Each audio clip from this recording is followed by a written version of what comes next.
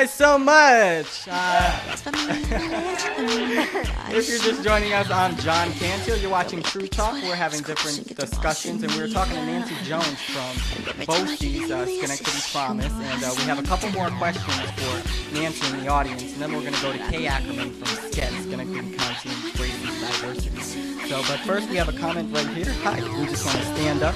We have a question for Nancy Jones. Okay, go right ahead. Okay, I've looked over all of the information, and I've seen that it says that use of food at all in a party or celebration is strongly discouraged. And I thought that was interesting because I thought they would just decide to use more healthy foods. So do you have any thoughts on that? Well, ultimately, we want children to be healthy. So if we can think of different ways other than using food as a celebration, it would be wonderful. And I understand a lot of celebrations are around food. Thanksgiving, it was a celebration with food. However, maybe in school, we would be writing down different things we're thankful for. Or at St. Patrick's Day, we could learn to do an Irish step dance or something of that nature instead of corned beef and cabbage. I don't know, but something different, something more that you could do. I don't know if people are going to do that on Thanksgiving. But you don't want to have a Thanksgiving dinner at school before you're having your Thanksgiving dinner at home, because then I think that's the exception, though. Yeah, well. Thanksgiving. Well, Valentine's Day, instead of the chocolate, what about roses? What about, no, well, roses are expensive. How about flowers, or how about something else that would be nice for a celebration? I don't know. We have to think out of the box, because ultimately we want people to be healthy. Okay, we have another comment here. How you doing? Good. I'd just like to ask if the wellness policy will affect college students as well as high school and elementary students. Well, at this point, it's really K through 12 that we're talking about. You have to remember, in colleges, then the state colleges, the state-run colleges will probably be held to the nutritional guidelines. However, private schools, like a Union College or something like that, they're a private school. They are free to do, what they do for their paying their people who pay that great deal of money to go there. So, but not that colleges are trying to make sure the nutrition guidelines are met too, because it does show a great impact on brain development. Good nutrition, as some of the other audience members were saying about the fact that people's behavior change depending on what they eat. And that's very true, and even on college campuses they see that. So healthier food is healthier brain function, smarter kids graduating, going out there and doing wonderful things for the world. Okay. So there. Thank you very much. Well, we could all use to eat healthier. That's anyways, right. Brains, we could use brain, extra brain.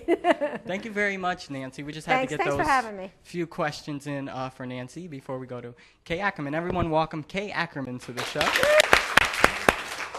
Thank you for being here. Thank you for having me here. And you're from SCED, Schenectady County Embraces Diversity. That's right. And that's a program as well. Schenectady County Embraces Diversity is a program that was developed or sponsored by a number of other community organizations to bring people together of different backgrounds and different ethnicity to talk about their experiences, to tell their stories, and to better understand and appreciate each other's differences. Okay, so is this brought into schools? Yes, it's originally started with adults, but very quickly the feedback that came from the adults was that this is great and we need to talk together, but we need to have our students doing the same. So in 2000, we started a program for high school students in Schenectady County. We invited every high school in the county to send 20 students, and they, I should say that both of these programs were piloted at the first one, the high school one was piloted at Schenectady High School, but it has resulted in bringing students from all the county high schools together. There are usually about 20 from each school to Union College for 2 days of discussions and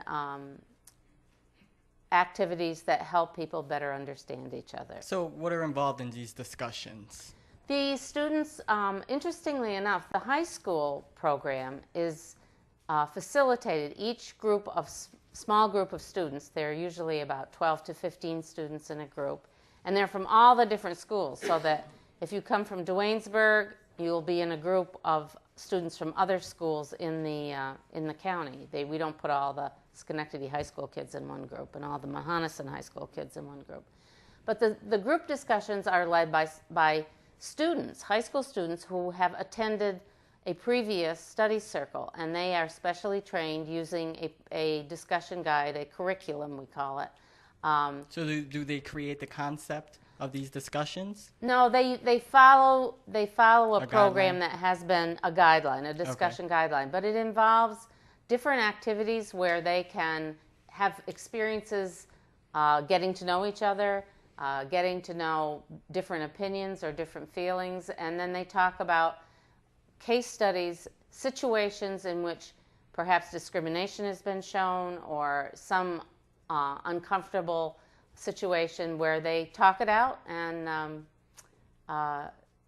explore each other's feelings and what the results of it is. So kind of like the format we're having today. Sort of like that, I guess. Similar to that.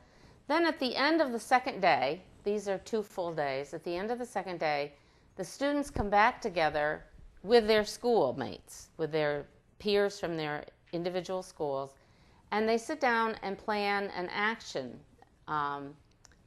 items that they will take back to their home school to further better relations among people of different backgrounds in their schools.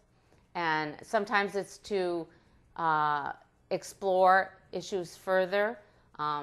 For example, the high school, Duanesburg High School in the rural part of Schenectady County has very little diversity. They have very few African American students. I think they may have one. And some of the other suburban high schools are the same. So they look for ways that they can better inform their school body or get more students from the school involved in the study circle program.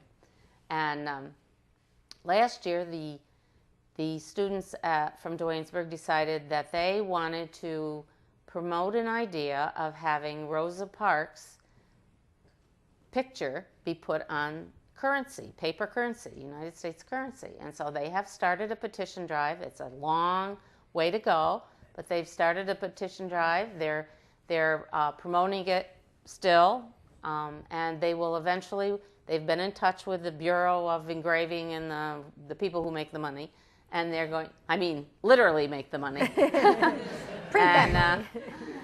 To find out how they should proceed, and they're following through on this, and it's a very interesting project, and they're working to get other schools in the county involved. I'm sorry. Well, I would just say that we're not exclusive just to the public schools. We've invited students from Notre Dame Bishop Gibbons and Schenectady Christian School, and homeschool students are also welcome to become involved and be part of the program. So it allows students to explore other areas. Other people from different backgrounds, other experiences, other customs. Several of the schools like to have promoted having potluck suppers where their families can come and they can bring different dishes that they are special to their culture, and so and I'm sure they're all healthy. I'm sure.